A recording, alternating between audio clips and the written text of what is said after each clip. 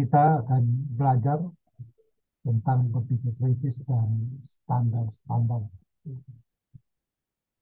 Seperti minggu lalu sudah saya janjikan, minggu ini kita pelajari standar dan kriteria dari berpikir kritis. Setelah itu bisa digunakan untuk latihan-latihan. Nah, tujuan pertemuan kita hari ini adalah menjelaskan pertama tiga standar dalam berpikir kritis, dan kedua menjelaskan penggunaan standar-standar dalam pembelajaran aktivitas di perguruan tinggi. Jadi memahami tiga standar di satu sisi, kemudian memahami juga bagaimana. Dan jadi kita punya tujuan, ya, dua tujuan, yaitu yang pertama kita akan belajar tentang tiga standar dalam berpikir kritis, dan kemudian kita belajar bagaimana menggunakan standar-standar tersebut di dalam pembelajaran atau menggunakan standar-standar tersebut di dalam aktivitas-aktivitas akademik, ya, yaitu dalam hal membaca, mendengarkan, menulis, dan berbicara, atau critical listening, critical reading, critical writing, dan critical speaking. Nah, untuk memahami standar, saya gunakan apa namanya um, ya kerangka bangunan, ya, rumah sebagai apa metafor, ya, supaya mudah memahami. Jika kita melihat sebuah kerangka bangunan, ya, kita paham bahwa syarat, ya, elemen pokok untuk membangun sebuah rumah, atau elemen-elemen pokok untuk uh,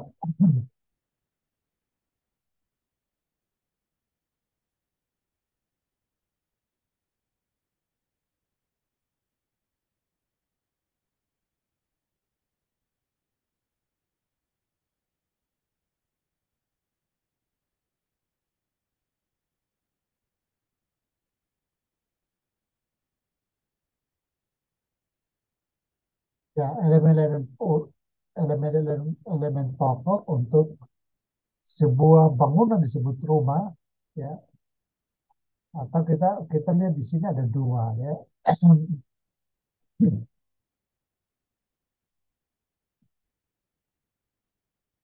Nah, untuk memahami standar, ya, dan kriteria dari berpikir kritis, kita bisa gunakan contoh, ya, bangunan uh, rumah, ya, kerangka bangunan ini sebagai uh, katakanlah metafor untuk mengantar kita memahami dengan baik standar-standar dan elemen pokok dan berpikir kritis.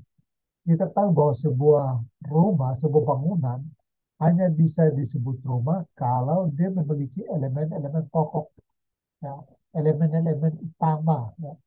Yang tanpa elemen-elemen itu dia tidak bisa disebut rumah, ya. Yang pertama tentu saja fondasi, ya. Tidak mungkin ada rumah yang tidak punya fondasi. Jadi sekali lagi, yang pertama adalah fondasi. Lalu elemen pokok yang berikut, yang kedua adalah tiang. Tidak rumah yang tidak punya tiang, ya, tidak punya tiang penopang. Ya, dan yang ketiga barangkali, ya, tentu ada atap, ya. Karena kalau rumah tanpa atap dia tidak bisa ditinggali, ya, tidak bisa dihuni, ya. Dan yang berikut barangkali punya pintu, ya. Bisa saja sebuah rumah tidak punya jendela, tapi tidak mungkin sebuah rumah yang untuk dihuni tidak punya pintu. Jadi kita lihat paling tidak ada empat, ya, elemen pokok untuk membuat sebuah bangunan disebut rumah, yaitu pertama punya fondasi, yang kedua punya tiang-tiang penopang, yang ketiga punya pintu, dan yang keempat punya apa namanya kerangka, punya atap. Ini yang kita sebut dengan elemen pokok. Artinya tanpa salah satu dari elemen ini, bangunan ini tidak bisa disebut rumah, ya, atau tidak mungkin menjadi sebuah rumah yang layak huni. Nah, tetapi tentu keterpenuhan elemen-elemen pokok itu uh, belum serta-merta membuat sebuah rumah menjadi lengkap. Ya. Kita lihat elemen masing-masing dari elemen pokok ini harus memenuhi standar-standar, ya, standar kualitas. Nah, ini biasanya tergantung dari selera, ya, nilai artistik, juga tergantung pendanaan, ya. Tetapi sekedar seperti kita dapat gambaran, misalnya, ya, untuk fondasi.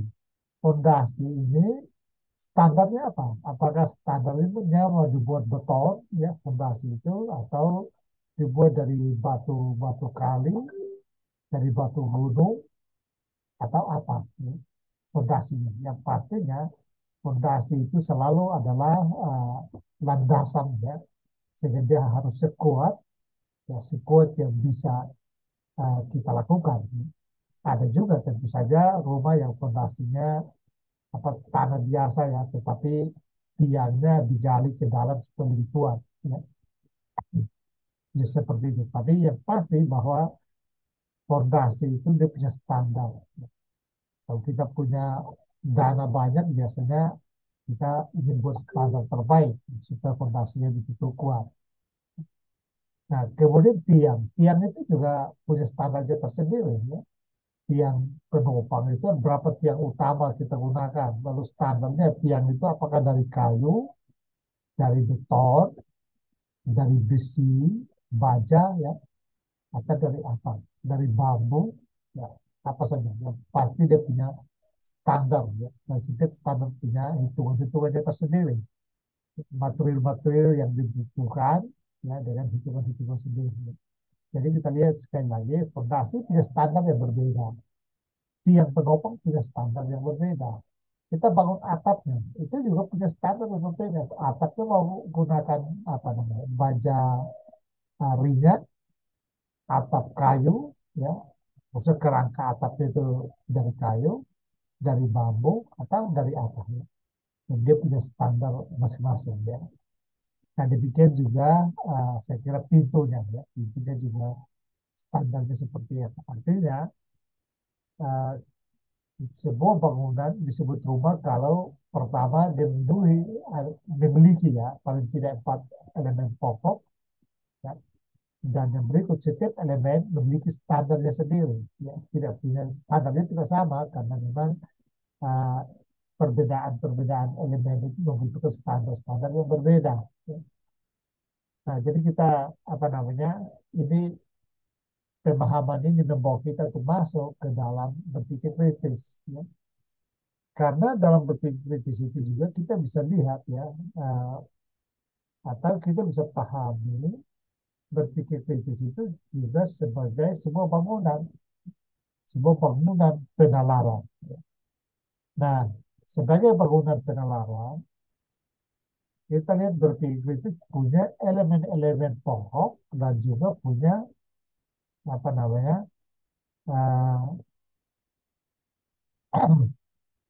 ya, punya elemen-elemen pokok dan punya standar kualitas, ya. Elemen pokok di sini dan ini standar kualitas. Tetapi tidak hanya itu, ya. Kriteria lainnya adalah kemanfaatan. Jadi kalau kita kembali ke bangunan rumah, ya, maka tadi kerangka bangunan, ya, yang kita sudah bicara soal punya fondasi, punya elemen pokok yaitu fondasi, atap, tiang penopang, dan apa namanya, eh, fondasi, atap, tiang penopang, dan pintu, ya. Nah, masing-masing apa namanya elemen utama itu punya standarnya sendiri, dan kemudian nanti sampai di situ kita masih butuh satu lagi, ya. Eh, sorry, ya, em, keterpenuhan dari elemen-elemen, ya, elemen-elemen utama, lalu masing-masing standarnya itu belum cukup, ya, belum memadai untuk membuat sebuah bangunan itu menjadi uh, apa namanya, nyaman untuk dihuni. Ada syarat lain yang boleh dikatakan sebagai syarat estetik, ya, yaitu kemanfaatan atau nilai kenyamanan dari rumah itu. Ya. Misalnya kita ingin rumah yang apa namanya, berapa kamar. Bagaimana kita menginginkan rumah itu? Rumah itu sebagai tempat untuk apa namanya, hidup bersama dengan nyaman, dengan penuh kasih misalnya, atau rumah itu sebagai tempat di mana bisa membina kebersamaan, uh, apa namanya, membesarkan atau melanjutkan generasi misalnya, ya. Karena ada juga rumah yang dibangun tapi kemudian tidak nyaman untuk ditinggali, ya. Jadi dari segi nilai artistik, nilai kenyamanan, kemanfaatan itu tidak uh, berfungsi, ya. Jadi oleh karena itu dari sini kita lihat ada tiga kriteria, ya. Yang pertama dia punya pilar-pilar utama. Yang kedua, dia harus punya standar, masing-masing pilar punya standar. Yang ketiga, punya kemanfaatan, punya kenyamanan, atau punya nilai estetik. Nah, sama halnya dengan apa namanya, pengandaian rumah tadi. Dalam berpikir kritis juga, kita gunakan modelnya Richard Powell dan Linda Elder, itu dia membutuhkan tiga kriteria, ya. Nah, kriteria pertama yang kita sebut pilar-pilar utama di rumah tadi, pada bangunan penalaran atau berpikir kritis, dia disebut dengan elemen-elemen penalaran, ya. Pilar-pilar utama atau elemen-elemen penalaran. Nah, ini ada 8, ya, elemen penalaran tidak bisa di apa namanya, bisa kurang, ya, dan juga tidak bisa lebih, ya. Karena sama halnya di rumah, kalau dia punya salah satu pilar utamanya tidak ada, dia tidak bisa berfungsi sebagai rumah. Misalnya tidak punya tiang, kan tidak mungkin, ya. Tidak punya fondasi, tidak mungkin rumah tidak punya fondasi. Pintu, ya, dia pasti punya pintu dan seterusnya. Sama halnya dengan itu dalam berpikir kritis juga punya 8 fondasi utama, punya elemen utama yang tidak boleh tidak ada. 8-8-nya harus ada untuk purpose, uh, question atau permasalahan, ya, ada sudut pandang, informasi atau data, ada kesimpulan, ada konsep, implikasi, dan asumsi, ya. Nah, setiap elemen utama, setiap pilar-pilar utama ini punya standar ini, ya. Jadi uh, standar itu bisa, ya, bisa 8, bisa 10, bisa 12, ya. Bisa dirumuskan sesuai dengan nilai-nilai kelembagaan, ya. Nah, dari Richard Paul sendiri, standar-standar itu disebut akurasi, ya, clarity, relevansi, logis, kecukupan, presisi, kedalaman, signifikansi, fairness, dan keluasan. Tentu jelas terpisah seperti ini Anda belum paham, ya. Tapi nanti kalau sudah masuk dalam penerapannya, latihannya, Anda akan mudah memahami, ya. Nah, jadi kita lihat di sini dalam berpikir itu sudah ada standarnya, ya, sorry, sudah ada pilar-pilar utamanya, ada standarnya, dan kita lihat nilai estetikanya atau kemanfaatannya. Dalam berpikir kritis, menurut Paul, berpikir kritis itu harus berujung kepada nilai etika dan estetika atau kemanfaatannya, yaitu humility, ya, kerendahan hatian intelektual. Seorang pemikir kritis haruslah seorang yang pada akhirnya menjadi rendah hati, ya. Lalu dia punya otonomi, ya, otonomi dalam berpikir, ya, karena dia sudah berpikir dengan apa namanya, menggunakan elemen-elemen utama, fondasi yang kuat, dan kemudian standar-standar yang kuat, maka dia otonom. Dia berpikir tidak tergantung pada pikiran orang lain, ya, tetapi dia bisa membuat kesimpulan yang kuat karena dia telah melakukan proses, ya, yang standar untuk mencapai sebuah kesimpulan. Lalu dia juga seorang yang fine-mindedness, seorang yang bersikap dan selalu berpikir adil. Lalu ada intellectual courage, keberanian intelektual. Ya. Ada perseverance, ya, punya keuletan dalam mencari pengetahuan. Intellectual empathy, yaitu punya kemampuan mempertimbangkan, ya, pendapat orang lain, meskipun pendapat itu bertentangan dengan pendapatnya sendiri. Ya. Lalu ada intellectual integrity dan confidence in reasoning. Ya. Jadi ini model yang diberikan oleh Richard Powell dan Linda Elder, tapi uh, yang saya berikan adalah sudah saya modifikasi, ya. Uh, terutama di standarnya dan di apa namanya kemanfaatannya. Kita bisa lihat model yang telah saya buat, ya. Uh, tapi pada prinsipnya kita sambung kembali dengan pembicaraan minggu lalu, ya, yaitu tentang realitas. Bahwa realitas adalah objek berpikir kritis, ya. Objek berpikir, ya. Kita tidak bisa berpikir tanpa realitas. Nah, realitas atau ada ini diinvestigasi berdasarkan struktur dan elemen pembangun, ya. Ingat tadi elemen-elemen pokok, ya. Ada 8 elemen tadi, ya. Jadi realitas diinvestigasi berdasarkan 8 elemen. Itu struktur dari realitas yang kita investigasi, ya. Lalu kita ukur kekuatannya berdasarkan standar, ya. Jadi untuk mengukur kekuatan dari masing-masing struktur itu, masing-masing elemen itu kita menggunakan standar-standar intelektual. Kemudian kita internalisasi realitas yang telah, ya, diidentifikasi dengan menggunakan struktur dan standar-standarnya itu, sehingga bisa berbentuk sikap, ya, sikap akhir, yaitu kebijaksanaan atau kebajikan, ya. Nah, keseluruhan dari ini saya gambarkan, ya, modifikasi dengan memodifikasi model Richard Powell, ya. Maka kita lihat di sini, ya, ini yang disebut dengan elemen-elemen utama, elemen-elemen pokok, ya, yang terdiri dari 8, ya, sekali lagi, ya. Ketika Anda menginvestigasi realitas, apakah itu realitas dalam teks, yaitu dengan membaca, maupun realitas yang Anda amati, apakah sebuah objek lukisan atau sebuah objek pengamatan, ya, dilakukan penelitian katakanlah begitu, ya, atau ada sedang mendengarkan kuliah seperti sekarang ini,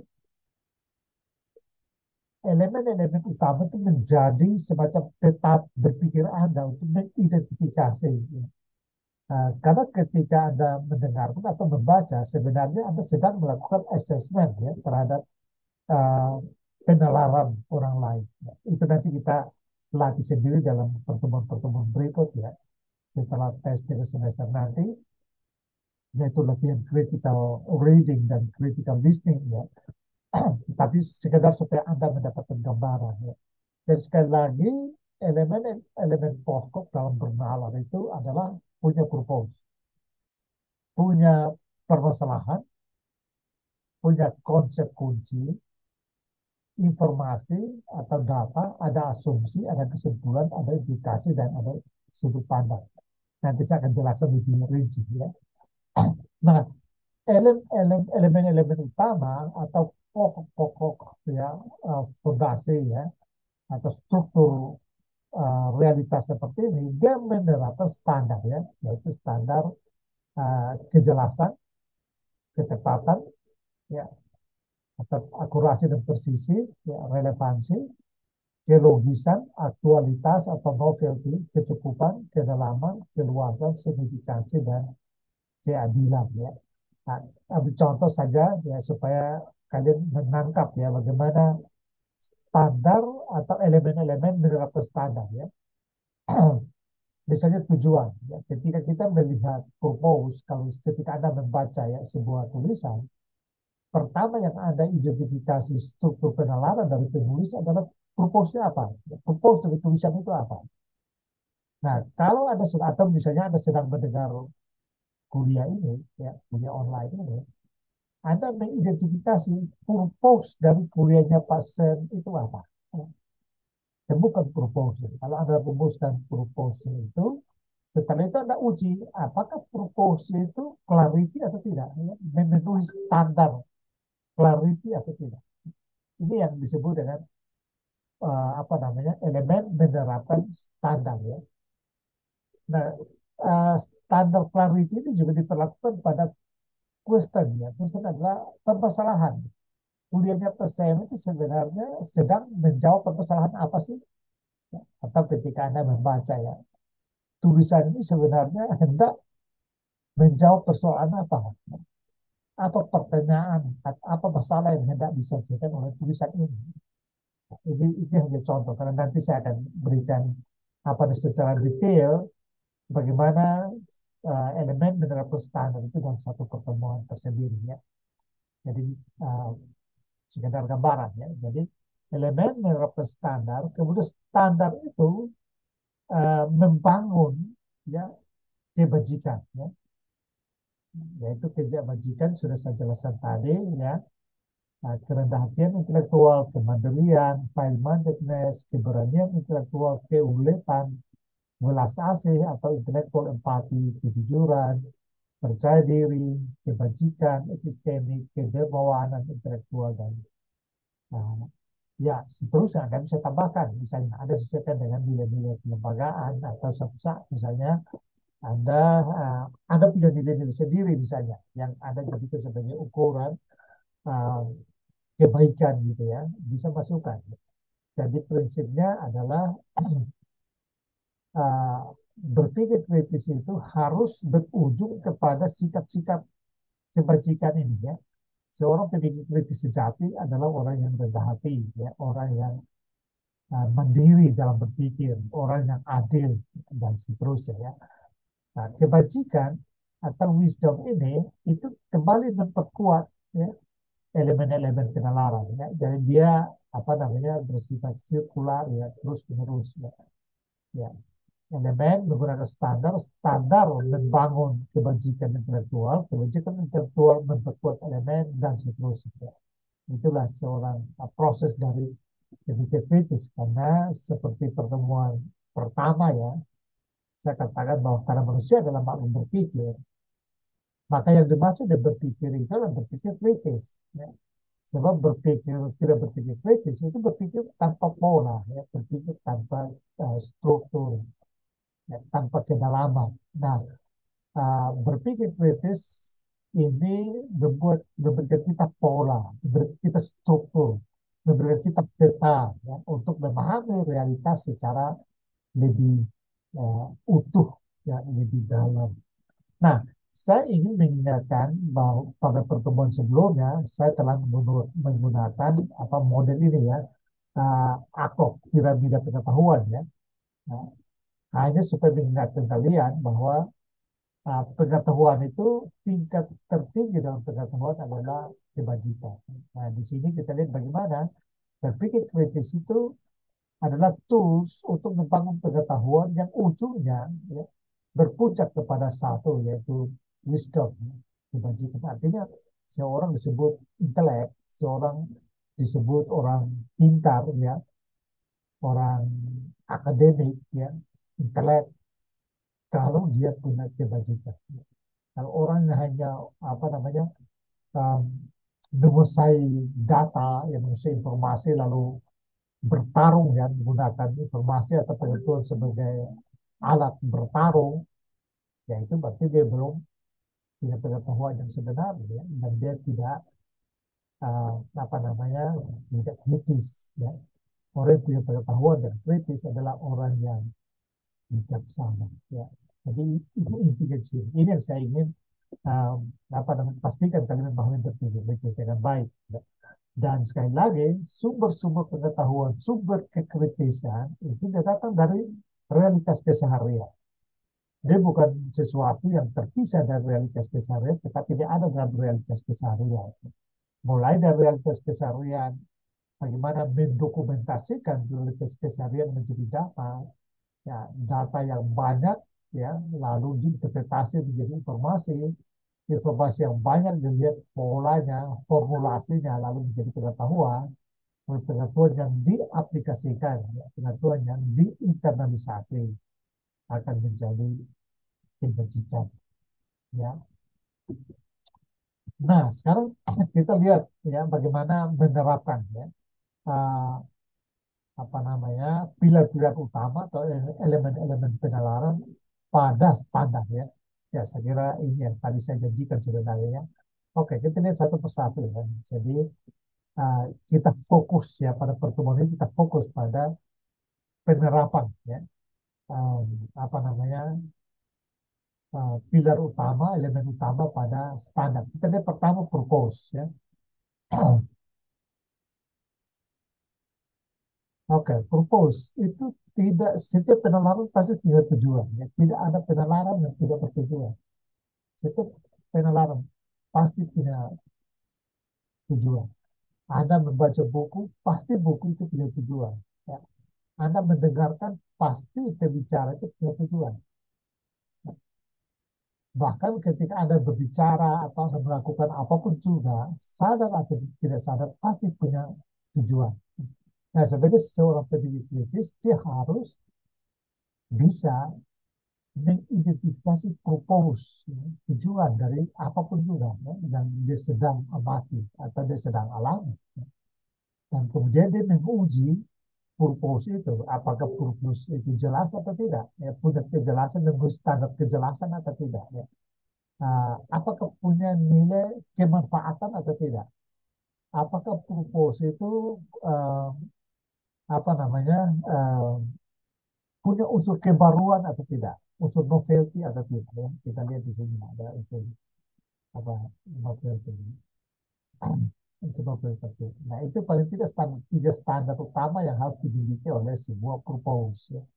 Nah kemudian tidak hanya purpose saja, kita lihat permasalahan apa yang sedang atau hendak dibahas oleh apa namanya tulisan itu ya. Kalau misalnya kita sedang lakukan reading ya, biasanya masalah apa yang hendak dibahas oleh penulis? Apakah permasalahan yang jelas atau tidak? Ya. Jadi clarity atau tidak? Unsur kejelasannya ada atau tidak? Apakah pertanyaan itu atau apa persoalan itu layak untuk dibahas, bermanfaat untuk dibahas? Ya. Dan satu pertanyaan itu apa namanya? Ya basi ya. Persoalan yang hendak dibahas itu basi, tidak ada gunanya.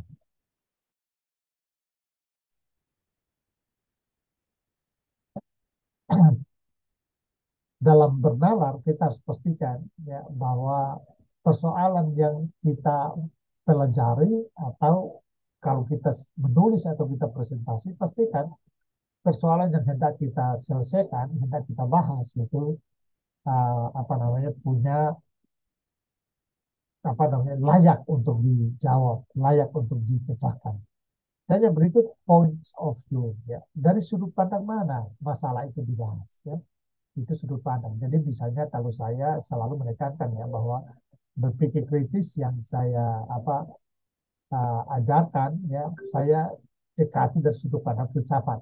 Tentu ada juga teman-teman pengajar yang lain yang mendekatinya dari sudut pandang pendidik ya karena mereka biasanya dari dosen-dosen di FKIP misalnya ya. Ada juga yang bisa mendekatinya dari sudut pandang psikologi ya dan seterusnya. Jadi setiap orang punya sudut pandang. Anda membaca tulisan apapun juga, pastikan untuk memahami sudut pandang dari penulis. Ya. Karena dengan memahami sudut pandang dari penulis, seluruh pengetahuan atau realitas yang sedang Anda, katakanlah struktur penalaran yang sedang Anda pelajari dari penulis, itu bisa Anda pahami secara utuh. Karena itu pastikan point of view-nya apakah clarity atau tidak, ya jelas atau tidak. Apakah point of view yang digunakan oleh penulis atau pembicara itu mengandung unsur fairness atau tidak, adil atau tidak. Dan sampai dia menggunakan sudut pandang yang mengadili tanpa disadari, mengadili sudut pandang orang lain ya, secara tidak adil. Nah, kan bisa begitu ya. Nah, bisa saja kita membahas sesuatu misalnya katakanlah berkaitan dengan gender, lalu tanpa sadar kita menggunakan sudut pandang yang bias gender misalnya ya, atau bisa juga bias dari sisi ap- apa namanya etnis atau ras ya, dan biasanya yang paling rawan di sudut pandang adalah seperti itu ya. Sehingga pastikan sudut pandang itu mengandung unsur fine mindedness ya. Dan yang berikut informasi. Informasi itu adalah data. Ya. Apakah penalaran itu, katakanlah itu sebuah tulisan atau apa namanya sebuah argumen, dia memiliki data yang memadai atau tidak, data yang cukup atau tidak ya. Nah, jadi kalau informasi atau data ini berkaitan dengan aspek kecukupan. Apakah datanya cukup untuk membuat kesimpulan? Jangan sampai datanya tak hibrid ya, tapi buat kesimpulan yang terlalu besar ya. Lalu konsep ya, konsep itu adalah teori ya. Jadi kalau data itu adalah informasi adalah data pengalaman langsung pelaku, uh, contoh kasus ya, uh, juga data itu selain contoh kasus ya pengalaman langsung, riset hasil penelitian ya itu namanya data. Statistik itu data ya. Nah, berbeda dengan konsep. Kalau konsep itu adalah definisi, pendapat ahli, ya, teori. eh, Bisa juga orang menggunakan metafor, ya. Bisa juga menggunakan eh, rumus matematik, ya. Itu juga itu masuk dalam kategori konsep. Hipotesis itu juga masuk dalam kategori konsep. Ya. Jadi artinya sebuah bangunan penalaran dia harus memenuhi syarat itu ya. Ada informasinya, ada data yang digunakan, ada konsep yang sedang dibahas. Ya. Apa konsepnya itu? Ini dari standarnya, apakah jelas atau tidak ya?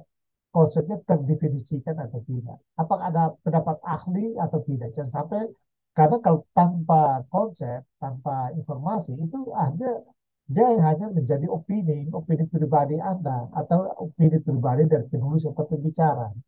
Harus ada uh, apa namanya katakanlah pandangan ahli atau paling tidak definisi berkaitan dengan konsep itu supaya dipahami ya.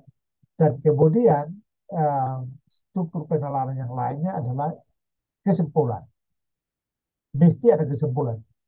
Tidak ada apa namanya penalaran yang tanpa kesimpulan. Karena itu kesimpulannya itu harus pastikan apa namanya dia mendalam atau tidak mendalam artinya apakah kesimpulan itu diambil berdasarkan interpretasi terhadap data-data yang digunakan. Jadi kesimpulannya sampai dia buat datanya sedikit tapi kesimpulannya terlalu besar. Ya.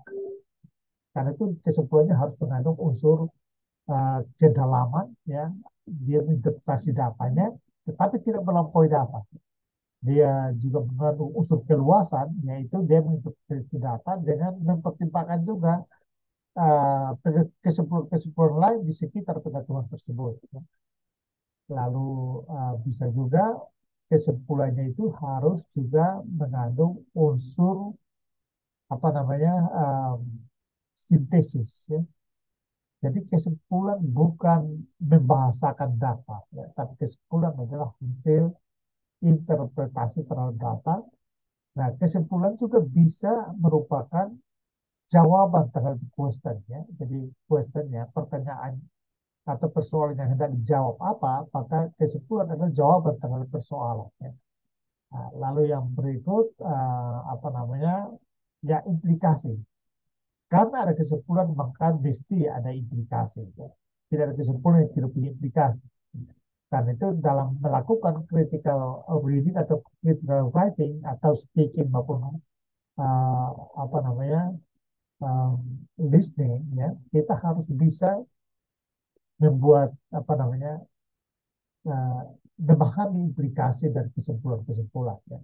Nah banyak kali orang membuat kesimpulan tanpa memahami implikasi, ya. Sehingga ketika kesimpulannya bermasalah baru dia sadar. Nah, berpikir kritis mengajari kita supaya mempertimbangkan implikasi. Ketika kita membuat kesimpulan yang merupakan interpretasi terhadap data, kita melihat implikasi dari kesimpulan tersebut. Nah, sehingga kita apa namanya kita tidak hanya selesai pada kesimpulan, melainkan kita sampai ke implikasi. Nah, baik implikasi terapan maupun implikasi teoretis ya, atau disebut dengan biasanya implikasi itu lebih ke implikasi teoritis ya. Biasanya dibedakan dengan konsekuensi, implikasi dan konsekuensi. Jadi kalau implikasi itu adalah katakanlah runtun logis ya dari kesimpulan, sementara konsekuensi itu adalah runtun tindak. Runtun tindak artinya hal praktis apa yang perlu dilakukan dalam rangka kesimpulan tersebut. Nah, karena itu implikasinya harus memenuhi standar apa namanya fairness ya, fairness. Implikasi tidak boleh tidak adil terhadap pihak manapun juga. Ya. Implikasi harus adil. Nah, jadi dia memahami implikasi, makanya dia tahu bahwa kesimpulan yang dibuat itu tidak uh, apa namanya tidak melanggar ya standar fairness. Dan yang berikut adalah asumsi ya. Tidak ada penalaran yang terhindar dari asumsi. Asumsi dengan berpikir kritis kita menyadari asumsi-asumsi kita ya. Jadi kalau asumsi-asumsi itu bias, kita sudah sadari sejak awal. Kita bisa memperbaikinya sebelum melanjutkan. Kenapa? Karena kesimpulan kalau asumsi kalau tidak disadari ya, asumsi itu akan mempengaruhi kesimpulan. Karena itu kalau asumsi yang keliru itu akan menghantar ya, mendrive kita membuat kesimpulan yang keliru. Ya. Asumsi yang keliru bisa memburu data. Ya. Orang yang sudah punya asumsi, punya punya asumsi ada pengetahuan awal tentang sesuatu ya, sudah punya pengetahuan yang lama tentang sesuatu. Kalau dia sudah begitu kuat ya, dengan pengetahuan itu, dia merasa itu paling benar. Biasanya ketika dia uh, mengulik atau mengamati realitas, ya, katakan dia melakukan penelitian, baik pustaka maupun penelitian lapangan, ketika dia bertemu dengan data yang sebenarnya mementahkan ya atau membantah pengetahuan sebelumnya atau asumsinya, dia tetap kokoh dengan asumsinya ya, sehingga dia mengabaikan data. Nah biasanya seperti itu. Karena itu berpikir kritis uh, mengajari kita untuk rendah hati memeriksa asumsi-asumsi kita. Nah karena apa? Karena sekali lagi ujung-ujungnya dengan menggunakan elemen dan standar-standar ini adalah supaya kita menjadi rendah hati ya, mandiri, fair, fairness, jujur, dan punya kedermawanan intelektual ya, jadi mudah berbagi pengetahuan kepada orang lain. Nah, pada akhirnya apa? Saya kira nanti kita akan latihan akan lebih detail lagi, tapi pada akhirnya uh, saya ingin memberikan beberapa poin penekanan sebagai akhir ya dari kuliah ini, yaitu pertama kualitas bangunan penalaran baik ya, apabila memenuhi 8 elemen sebagai pilar penopang ya, dan dibangun dengan standar yang sesuai ya. Kita bisa katakan bahwa 8 elemen itu merupakan struktur realitas ya, struktur bangunan dan realitas yang hendak kita singkap ya. Ingat ya, kita sudah jelaskan pada pertemuan beberapa pertemuan ya bahwa manusia adalah aletheia ya, penyingkap realitas. Nah, supaya menyingkap realitas secara utuh, maka dia harus memahami strukturnya. Dan strukturnya adalah 8 elemen penalaran. Ya. Kemudian 8 elemen tersebut dapat digunakan dalam ya, aktivitas akademik, ya, yaitu berbicara.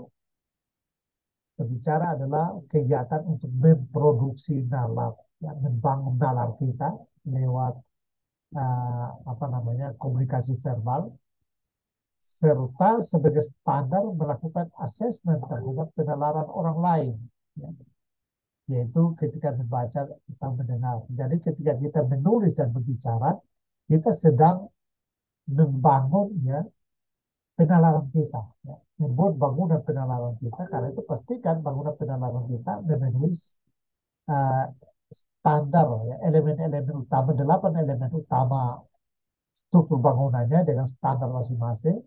Ya, dan ketika kita melakukan assessment terhadap penalaran orang lain, yaitu ketika kita membaca atau mendengarkan, kita menggunakan delapan struktur atau delapan elemen itu sebagai peta untuk apa namanya mengeksplorasi ya struktur bangunan penalaran orang lain itu supaya kita lihat, oh ini apa namanya purpose-nya clear atau tidak. Jasanya purpose-nya tidak clear nih, kan gitu ya. Nah, apakah purpose itu layak untuk dibahas atau tidak? Misalnya tujuannya, istilahnya tujuannya daluarsa, ya, misalnya kayak gitu ya. Nah, Kristen, persoalan yang dibahas ini menarik nggak? Persoalan yang dibahas ini layak untuk dibahas atau tidak? Ya? Persoalan yang sedang dibutuhkan atau tidak? Ya? Nah, kira-kira itu contoh bagaimana kita melakukan assessment ya, dalam apa namanya membaca atau mendengarkan. Kemudian kualitas bangunan penalaran baik. Oh, sorry, saya kira ini sudah ya. Nah, kita perlu membiasakan diri. Jadi implikasi dari pengetahuan ini adalah bahwa kita perlu membiasakan diri berpikir, ya, uh, merancang atau memahami sesuatu dengan menggunakan ya, delapan elemen penalaran. Nah, Anda menggunakan ini, saya sudah katakan, jadi kan sebagai peta mental, ya, kacamata mental Anda dalam melihat sesuatu. Ketika Anda mengamati, katakanlah mengamati sebuah lukisan, Anda bisa berdialog dalam diri. Lukisan itu purpose tujuannya apa ya? Masalah apa yang hendak disingkap lewat apa namanya lukisan ini? Apa asumsi pelukis sebenarnya sehingga dia memunculkan lukisan ini misalnya ya. Lalu konsep apa sih lukisan ini mengandung konsep apa? Konsep konsep sebenarnya apa ya? Ya, lalu apa namanya informasi apa yang hendak disampaikan dengan lukisan ini? Apa yang bisa disimpulkan dari lukisan ini? Kalau kesimpulannya begitu, maka apa implikasinya? Kan gitu ya. Jadi itu jadikan delapan apa namanya apa elemen itu sebagai kacamata dalam mengulik ya, realitas atau objek yang sedang kita amati. Demikian juga ketika Anda membaca, Anda mulai dengan pertanyaan, purpose dari bacaan ini apa sih? Masalah apa yang hendak dijawab oleh tulisan ini? Informasi atau data apa yang digunakan untuk me, apa namanya untuk mendukung ya argumen, konsep apa, teori apa yang digunakannya, ya. Apa yang disimpulkannya dari situ. Kalau kesimpulannya begitu, apa implikasinya, apa asumsi penulis dan seterusnya.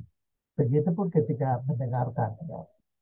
Hal yang berikut, pembiasaan dalam berdiri kritis itu dapat dilakukan dengan latihan. Ya. Saya sudah katakan ya bahwa semua orang berpikir ya karena manusia adalah makhluk berpikir ya menurut Aristoteles ya, rasional animale. Tetapi tidak semua orang terampil menggunakan pikirannya ya. Nah, orang yang terampil menggunakan pikirannya itu yang disebut dengan seorang pemikir kritis ya. Apa artinya terampil? Terampil artinya dia menggunakan standar dan kriteria ya, dalam mengolah nalar ya. Sehingga karena di standar dan kriterianya ada, maka dia bisa berdialog dengan orang manapun juga ya. Karena dengan adanya standar yang ada itu dan kriteria yang baku itu ya, sehingga mudah berdialog dengan orang lain. Kalau orang tidak punya standar dan kriteria dalam bernalar, maka kemungkinan ya dia hanya berdebat dengan orang lain, berdebat yang tanpa ujung ya, sebab tidak punya standar dan penalaran.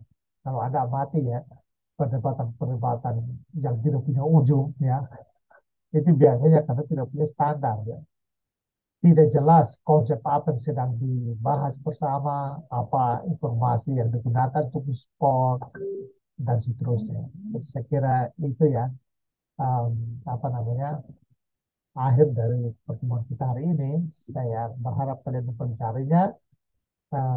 Minggu depan mungkin saya akan memberikan apa namanya lebih detail ya tentang memberikan contoh-contoh yang lebih khas, ya, lebih spesifik berkaitan dengan penggunaan elemen pada standar ya dan contoh-contoh praktis supaya lebih mudah dipahami sebelum kita masuk ke dalam uh, tes tengah semester ya atau setelah tes tengah semester ya masuk ke dalam praktek ya latihan-latihan dalam mendengarkan, latihan dalam apa namanya uh, berbicara, dalam menulis, ya, juga dalam membaca. Demikian dan selamat belajar.